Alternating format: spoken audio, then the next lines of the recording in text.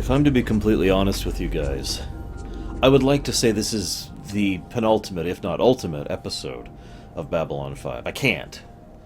It doesn't quite encapsulate all that Babylon 5 is, but it comes very close. This is one of the precious few Babylon 5 episodes that really has an A plot and a B plot, and yet both of them complement and relate to each other integrally throughout the entire thing. I'm just going to go and say right now, without shame, this is probably my favorite Babylon 5 episode. It's hard to pick an individual episode that is my favorite more than this one. Let's start going through it. So notice how Londo acts around Rifa towards the beginning, and in general, really. Londo has no trouble expressing his disdain or a general dislike of Rifa, and he even gives one of the primary reasons for that. The fact that Rifa cost him the life of one of his friends.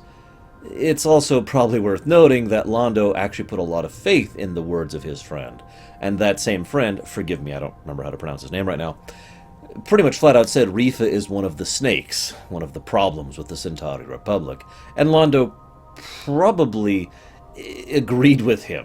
Obviously he didn't at the time. There were some instances and difficulties with it, but given time and perspective, Londo is more than intelligent enough to realize Rifa's part of the problem. And we'll talk more about that in a while. Next thing. This was, it was good to see Drawl again. I'm kind of going to be bouncing back and forth between the two plots. First of all, it was nice that they actually recognize the fact that it's a different actor. They even call it out in the episode, and they flat out say, no, he's different, he's stronger. And for once, it kind of makes sense, given what the machine is and its capabilities. It actually would make sense that it would basically change / rebuild his body. It's not necessarily a thing that would happen, but it's a thing that could be seen as happening, and therefore, as much as that this is effectively a change in cast, it's a change in cast in lore, not just, hey, here's a new actor and pretend it was always the same guy. So that's nice. Also, so I mentioned that, it is... one of the nice things about the Great Machine is the fact that it has that wonderful scanning ability, which is extensive, to say the least. First of all, that is a tremendously useful tool, and is going to be tremendously useful in all its operations in the future. I also have to admit, some of you have probably picked up on the fact that there are several key elements of Babylon 5 that help to inspire the Primus storyline, and I admit this freely and without hesitation. The scanning thing is actually something that specifically really appealed to me. The ability to basically just be able to move your sensor through anything, around anything in a very wide area to get a ridiculous amount of information. It's something the Scions use regularly. Well, I shouldn't say regularly, that's actually not true. It's something the greatest of the Scions used in their most powerful facilities, and then was later gifted to the lesser races in order to be used in their airships to varying degrees as well. It's just something that fits very well for me. It's one of the things I like about it. I'm going to kind of finish talking about this here really quick, because I want to really hit the nail on the head with the A plot. So, the last thing... There's a couple things I have to say about the B plot before we move on. First of all, Zothras! Zothras! I like that especially because, unless you're paying attention and or remember, that's just like, huh? But if you are paying attention, it's like... Oh. The light and dark of this episode is very apparent. And the funny thing is, the episode feels like it's structured to lean you one way, but it could be interpreted as both ways when you think about it. Because what happens in this episode is we have a plot about the forces of all the different disparate people uniting together and beginning to form what will eventually be called the Army of Light. I've actually used that term before, the Army of Light, in reference to World of Warcraft. Although I meant it less literally there. Some people were getting confused because the light is actually a thing over in WoW. And that's not what I meant.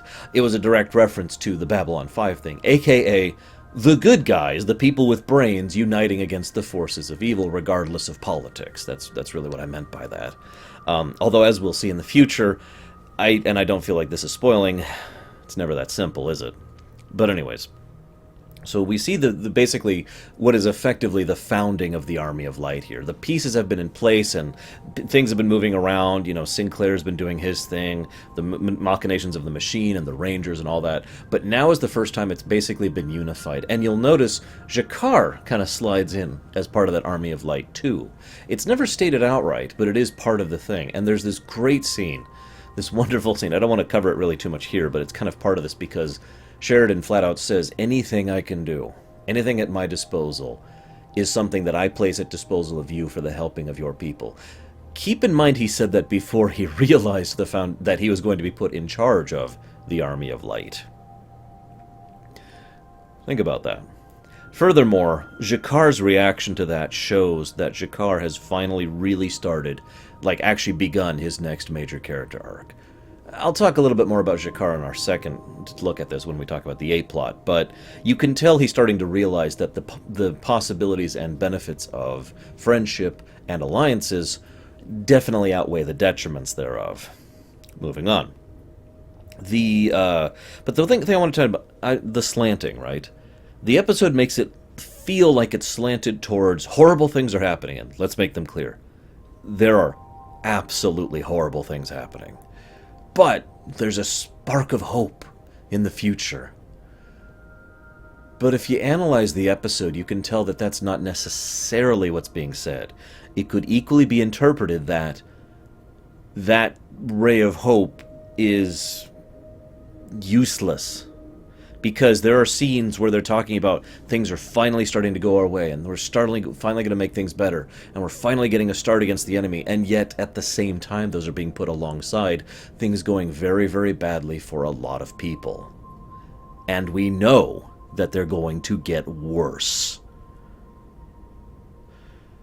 So it's up to you to interpret. Is this the one light of hope in the darkness?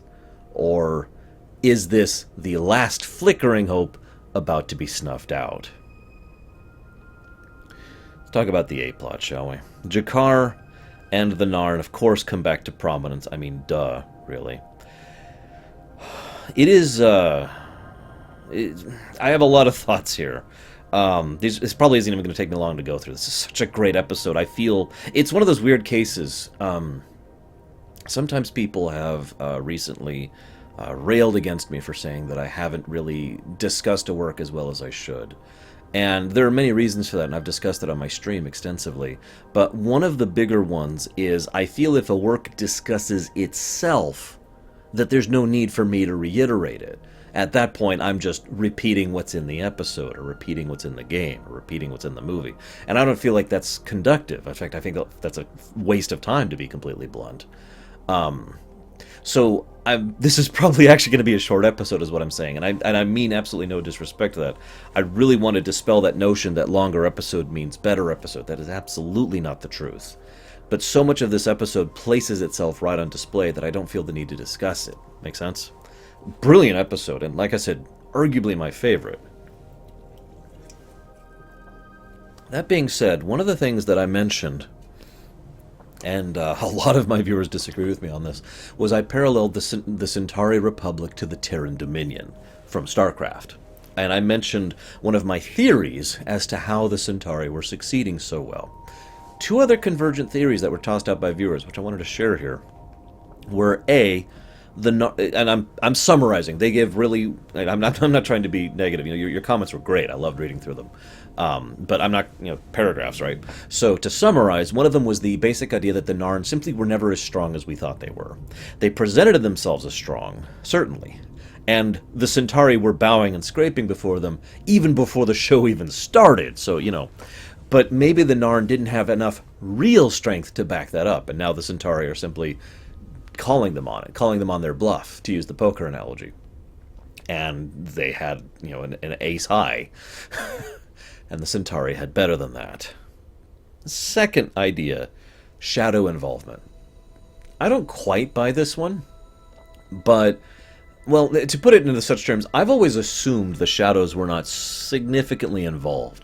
A, because it's not really their philosophy, although that's cheating, because I've seen the rest of the series when we learn about their philosophy. But B, the impression is always given that Londo is getting more and more hesitant to call them in, and indeed will continue to get more hesitant to do so. Being, this is the last time I'm ever calling in my allies, my forces. And so I always got the impression that they only showed up here and there, but it is worth noting that given certain future events, which I'm not going to talk about for spoiler's sakes, it is actually entirely possible the Shadows are simply acting regardless of Londo and his calling in favors, and are simply doing their own piecemeal interactions to try and move the war in a certain direction. Here's the thing.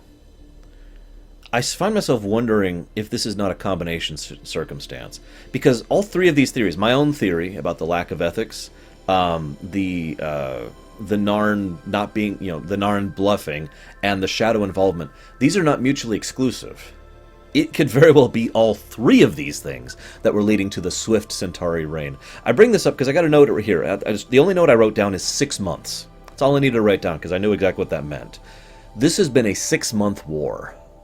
Now, I don't know how much you know about warfare in fiction, especially, but wars usually don't last months, especially when it comes to space, war, like a war amongst the stars, if you will. A 6-month war is practically a skirmish. Now, I don't mean that to dissuade, the horrors and atrocity of this war. What I mean is the Centauri are absolutely curb stomping the Narn. They are crushing them like a bug. Which brings up a fourth option, actually, that this is a blitz. That this is literally a blitzkrieg tactic, which would not have succeeded without Shadow involvement. We know that pretty definitively, given this episode, if not the previous ones. And, for example, if the Narn were able to counterattack certain areas amongst the Centauri, they would find undefended, poorly established areas, right? In other words, what I'm trying to say is it's possible the Centauri are simply overreaching themselves. And again, this is not mutually exclusive with the other three ideas, so all four of these could fit, interchangeably with each other in what's actually happening here. And it's funny because that's not very Centauri. We actually have several discussions by several people saying that's not how Centauri tactics work. The Centauri tactics are basically that of cowards. I'll talk more about that in a bit when it becomes more relevant. But the point being, they move in, make sure everything's nice and clean and exactly how it should be, then they move on to the next spot. So either they're doing that and leaving nothing behind, possible, or they're not doing standard tactics. And we know at the very least that they are willing to consider non-standard tactics because they do that in this episode, and they wouldn't have actually succeeded at it if not for the Shadows. If not for that, they would have lost a major supply planet. Now, supply planet is kind of a weird term, but it doesn't really seem to be stretching credibility for me personally to think of a planet that just produces lots and lots of food and has the massive infrastructure necessary to send food and medical supplies and resources out to the fleets, right? It actually makes a lot of sense, to me at least, to have at least one major supply planet who just produces, you find one planet that's a massive agrarian world and it's like, oh, breadbasket, awesome. And you could, use it as that kind of a thing. Star Wars actually has this concept and several worlds in it as well. So they would have lost that major infrastructure piece if not for the intervention of the Shadows. But the Shadows' intervention made sure that not only did they not lose that key cornerstone, but the bulk of the Narn fleet was wiped out. So you see why I say these all can kind of fit in together. But that brings me to my next point. It is very interesting to me that the Narn strategy is actually a bluff. And they say it flat out. The Narn are trying non-standard tactics too, after all. They want to bluff that they're stronger than the Centauri thought. They want to stall the Centauri war machine, because the Centauri want a quick win. Again, talk about that in a minute. And they want to try and say, oh, you're not getting a quick win. We're going to dig our heels in. We're going to pull a World War I here. France is not going to fall in X period of time like it was planned to. It's going to be a long, protracted assault, and the Centauri don't want that, both militarily and in terms of leadership and in terms of the populace. So if you're paying attention, that's also kind of the same overall strategy of how the Narn forced the Centauri off the world to begin with, aka making it so aggravating and so costly and so time-consuming to properly utilize the world that it simply became not worth it after a while. An interesting, if horrible, strategy. I believe it's a variant, an intelligent variant, as opposed to the stupid standard of the Zap Brannigan strategy. But here's my question. Is that really new strategy? Have the Narn always been bluffing? Now, this is debatable. And again, I mentioned the idea that the Narn were never that strong earlier, right? That was one of the possibilities. So it is entirely feasible and possible that the Narn have never been strong, that they have always been bluffing. I forget the animal. That there's an animal in nature, actually there's several, that puff themselves up to make themselves look more intimidating and threatening. So other animals will go like, oh my god. But they're not actually that threatening or intimidating. That's their defense mechanism, the bluff. Get past that and it's a lot easier to bring them down. Have the Narn always been bluffing? I don't actually have an answer to that. But that brings me to my next point. It's mentioned several times by both sides that the Centauri do want a quick win, that the Narn were correct about that, and they don't have the stomach for a real war. I'm not going to go into the racial slurs and other aggravations. What I want to discuss is the fact that, once again, I find it interesting if that is just the overall Centauri mentality, that they don't understand war. A 6-month war, to be blunt, is not a real war. I'm sorry. You can cause a lot of damage and devastation in that, but if the war is going to come to an end that quickly, you don't understand how much that will how much war can ruin everything, even the victors. That wasn't a war, that was a slaughter. I hate to use this example, but I have been playing this War of Mine recently for a Rumination. And the Sarajevo incident, that right there is war, and how horrible and awful it really is. I get this really strong impression that the Centauri, for the most part, again, not everyone, don't actually know what war means. The gentleman I mentioned earlier, the friend of Londo, I get the impression he did know what war meant. He understood the Sarajevo concept. He understood how horrible war could actually be. And the leadership is just pushing for more war because all they get is the glory and the riches and the, yeah, we're the big dogs walking on the street now kind of a situation. And the people back home, they have quick victories. So they don't actually understand the consequence to them. They don't understand rationing. Just to use a very, very basic consequence of war. You know, rationing, we had to do that here in the States back during World War II. Just to name a very basic consequence of war back at home. 6 months? They don't have to deal with that. And it fits the overall Centauri mindset, too, in a really horrible way. Because it's all about appearances. They don't know how to actually conquer anything. They don't know how to actually wage a long-term war. They don't know how to actually be strong. They were given a big stick and they used it. If I might parallel, Lord knows I do that all the time, I am reminded of Darth Malak from over in Star Wars in KOTOR 1. Now, I spoke extensively about how Malak was a deliberate idiot, a well-written idiot. I kind of feel the parallels here, that the Centauri have no real understanding of the subtleties and complexities of tactics, of long-term stratagems, of infrastructure, of actually being able to have something to look back on that you conquered rather than just a pile of rubble. I mean, what did the Centauri do to win this war? They ran right over to the most wealthy, powerful, industrious, populated world of the Narn people, their homeworld, and did the most horrible thing that it was within their possibility to do to it. Oh, that brings me to my next point. Mass drivers. We actually talked about this briefly on stream recently. I can't remember if we were playing Stellaris or Master of Orion, but one of them offered mass drivers as a siege bombardment kind of option, and it was horrifying, absolutely terrifying. I'm not going to go into all the physics involved because to be perfectly blunt, I'm not that smart, but I understand enough to know just how absolutely horrifying that is. You're basically dropping a giant chunk of rock at really fast velocities onto a planet. One chunk of rock would be absolutely devastating. They're doing this with multiple ships, just bombarding it over and over and over. You remember Age of Ultron, right? You remember how the plot of that was dropping one chunk of rock onto the planet at sufficient velocity? You do remember that, right?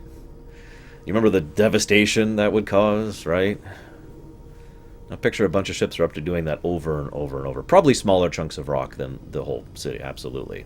But still.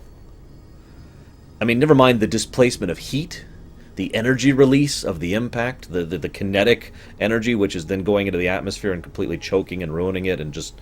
It's not even just the fact that it's a big thing hitting it hard. There are so many things, physics-wise, that is doing to ruin that planet, possibly forever. Or at the very least to a ridiculous, long-term degree. And they're just doing it. The parallels between dropping mass nukes are not unseen.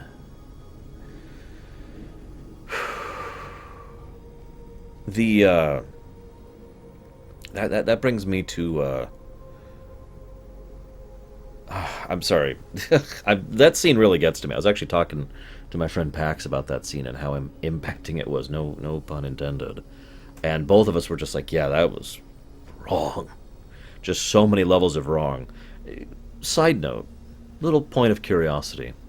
The Centauri had ships that had mass drivers. A ship is not built overnight. When did they start building these ships? How long have they had them? Keeping in mind, mass drivers are universally banned because of how devastating they are. Universally. Across the board. Like, the only people who aren't involved in that are people who aren't involved in the intergalactic community, basically. Like the Shadows. So, when did they get these things?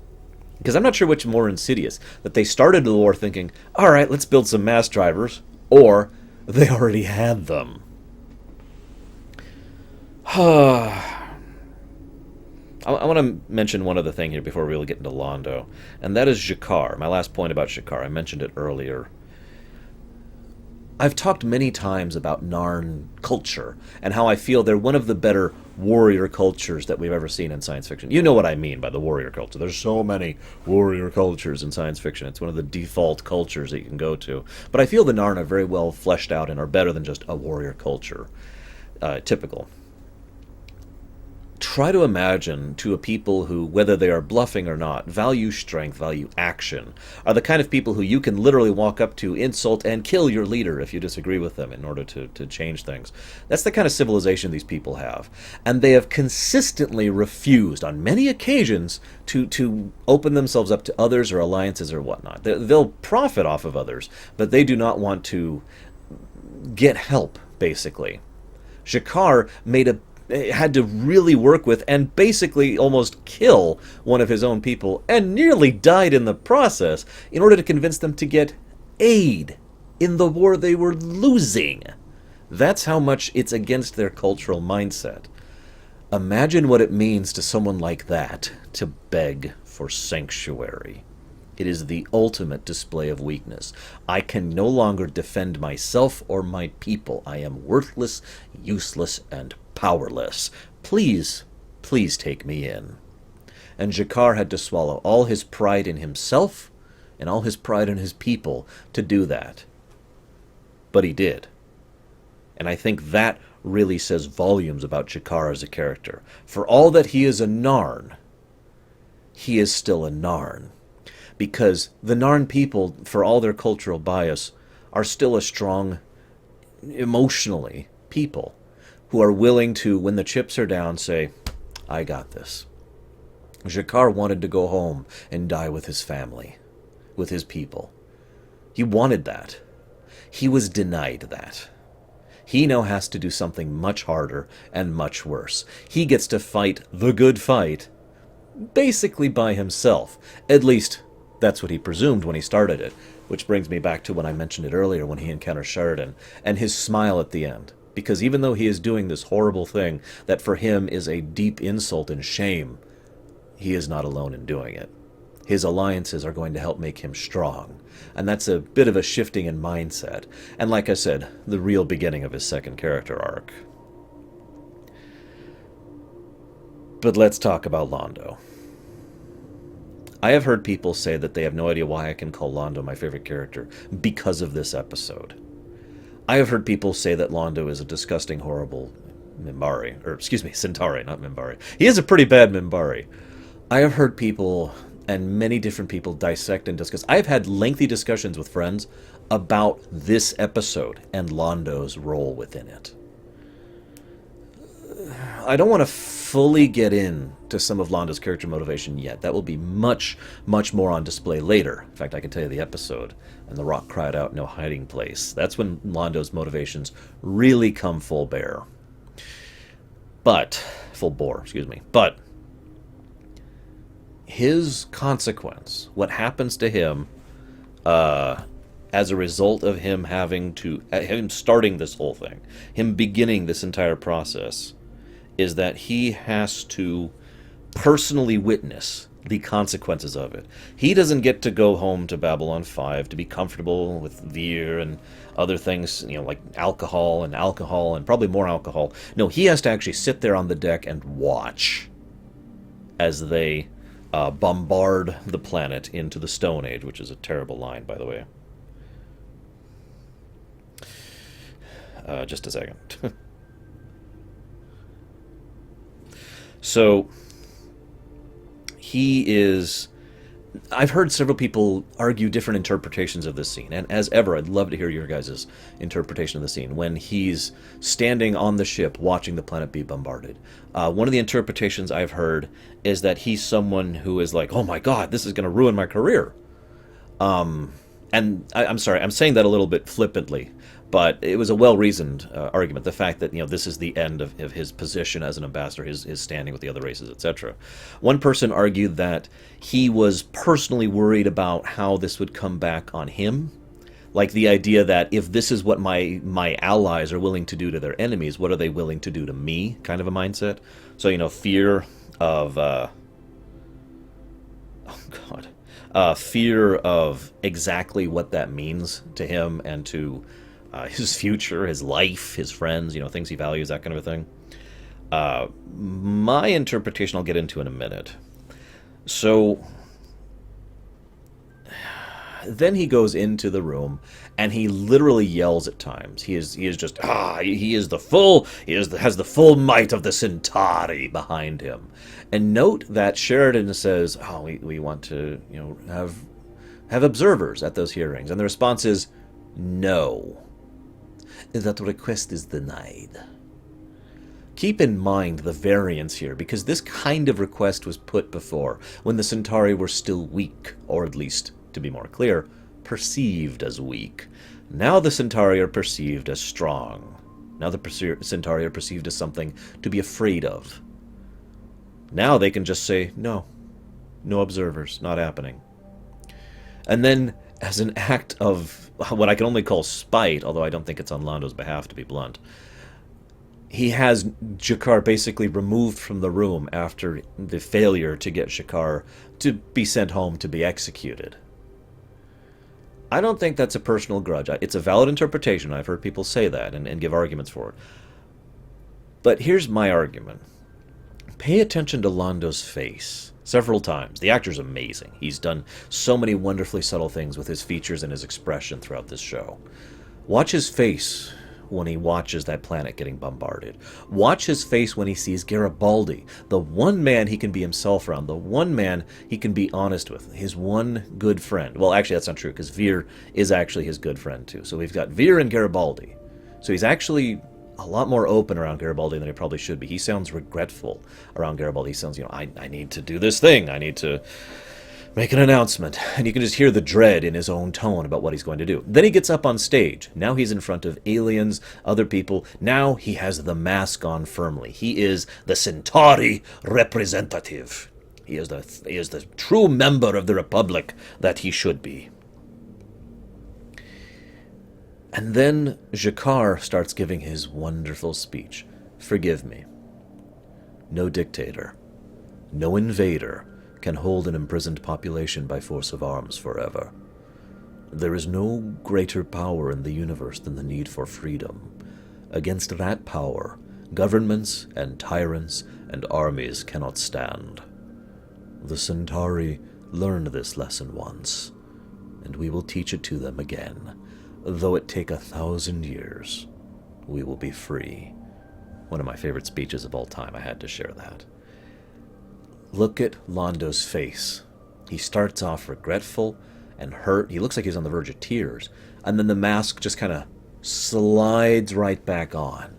And he returns to the scowl of the great Centauri. And then, when he's alone later, there is relief. Thank God it's over. It was horrible and it was terrible, but oh, it's over. It was all worth it. The Centauri have been made great once more, and the horrible consequences of that have passed by us. I never have to deal with Mr. Morden again. I never have to deal with the politics of it again. And he looks so relieved until the news initiates the fact that the Centauri are going after other people, too. The wars have just begun. And look at his face when he learns that fact. But as ever, that is just my interpretation. We don't actually have an insight into his brain, so we can only guess. As ever, I would love to hear your guys' thoughts. For now, I'm going to go ahead and sign off. See you around, guys.